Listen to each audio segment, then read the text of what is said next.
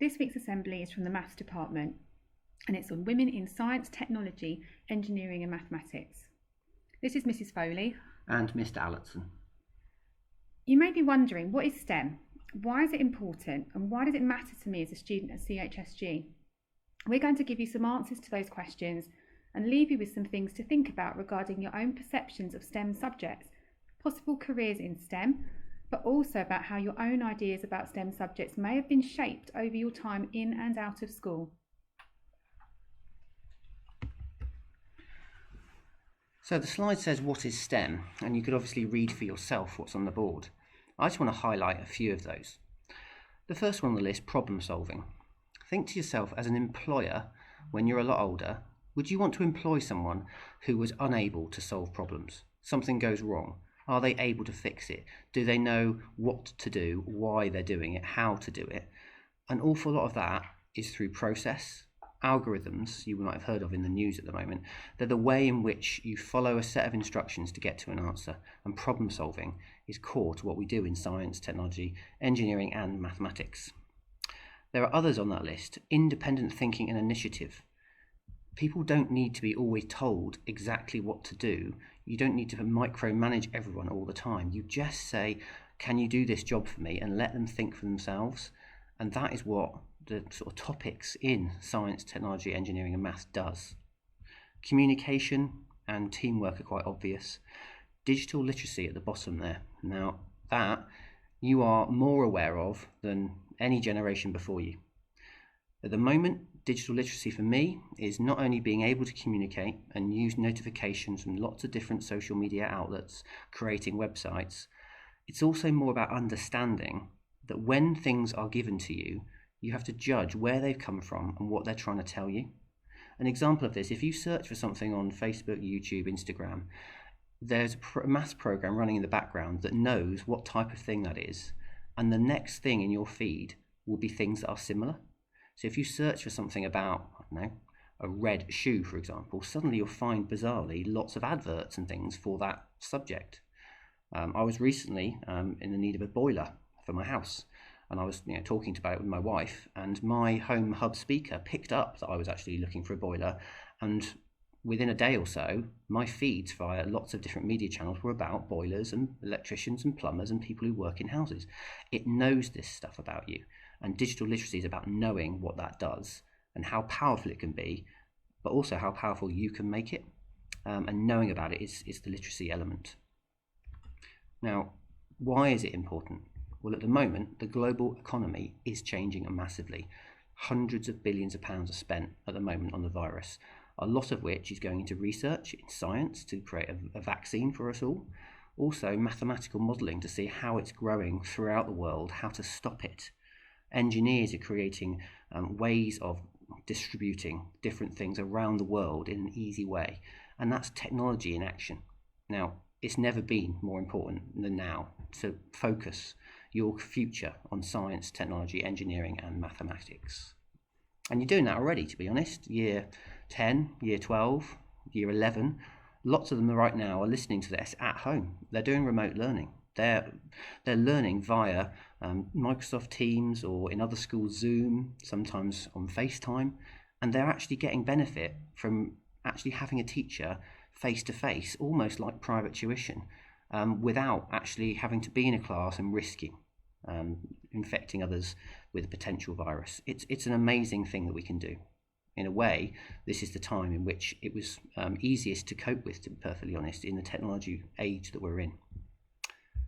Now, in terms of jobs, a lot of you, when you leave here, will be looking to get a well-paid job, because with some money, life becomes easier. And in terms of fastest growing sectors of jobs, the ones that are more likely to exist, they are in science, technology, engineering and mathematics. It's one of the fastest growing industries. So you're getting yourself a better chance of getting more money when you leave school. Now, if you think that is something you're interested in, then STEM subject is definitely something for you. So how is the job market changing? It's estimated that 50% of current job shortages are in STEM fields. It's predicted that 90% of future jobs will demand that workers have digital skills, computer skills, in the next 2 to 5 years. That's directly relevant to all of you. 75% of new jobs will require STEM skills. And the next 5 years, there will be a rise in STEM-related professions, which means jobs. Now, where will you be in December 2025 in 5 years' time? The current Year 7s will be in Year 12, well into their A-level courses. I wonder what you'll be studying.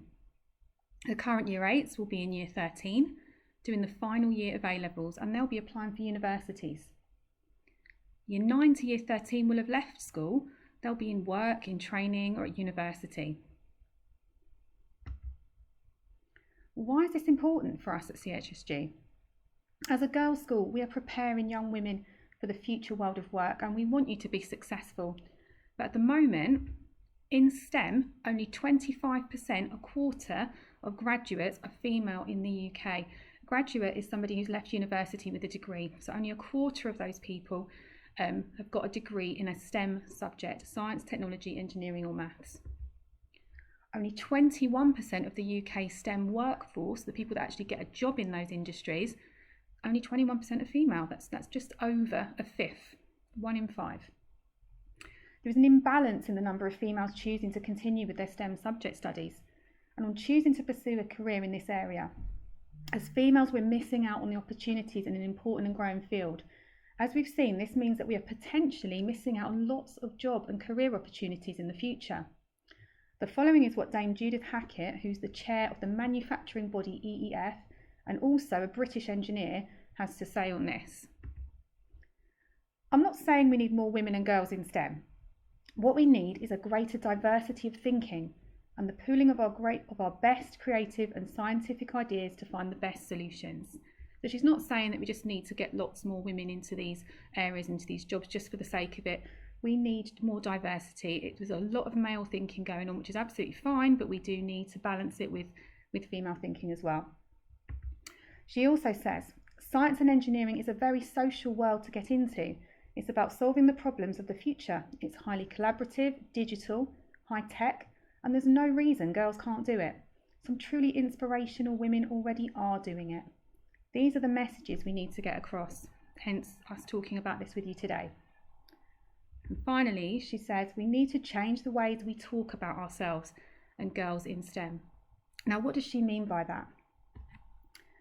At GCSE, girls in the UK perform just as well as boys do, often better in STEM subjects, but so many more girls choose not to continue them beyond GCSE. Dame Judith Hackett's comments show that she thinks this is due in part to the perception of the subjects, the way we think about these subjects, by both boys and girls. This means sometimes the STEM subjects are thought of as more for boys than for girls. But why is this? Does it start when we're really young? So I started thinking about this, and what I did, as Christmas is approaching, I thought I'll have a look for science gifts for girls and science gifts for boys and see what comes up on Google. I'll show you what I found. So if you look on the left-hand side, I'll let you try and work out what gifts they were for and who they were for, boys or girls. And on the right-hand side, they were some gifts that were identified for boys. Okay? So even in 2020, the messages we're giving young children that there's certain types of science, just science alone, not technology, engineering or maths, just looking at those, there's certain types of science that are identified as girl-friendly and boy-friendly, and this is in the current day. Are we sending the message that there's certain sorts of things girls should be doing, should be interested in, and they should like pink and glittery and fairies and unicorns, and that boys are interested in volcanoes and chemistry and robotics? Is there such a thing as girls' science and boys' science? Are we sending the wrong messages to young children? Have you noticed yourself doing this? Have you noticed that you tend to sort of go one way or the other in terms of the sorts of things that you would be buying your nieces and nephews or your brothers and sisters for Christmas or for birthdays or for whatever occasions you might buy a present for? Just something to think about. The world of work is going to be demanding more from you in terms of your STEM skills in the future. These are opportunities for you to grab with both hands, so work hard and believe in yourselves. Try not to sort of fall into the trap of thinking there are certain things for you and certain things for other people. As Dame Judith said, we need to change the ways we talk about ourselves and girls in STEM. Thank you for listening. Thank you for listening, girls.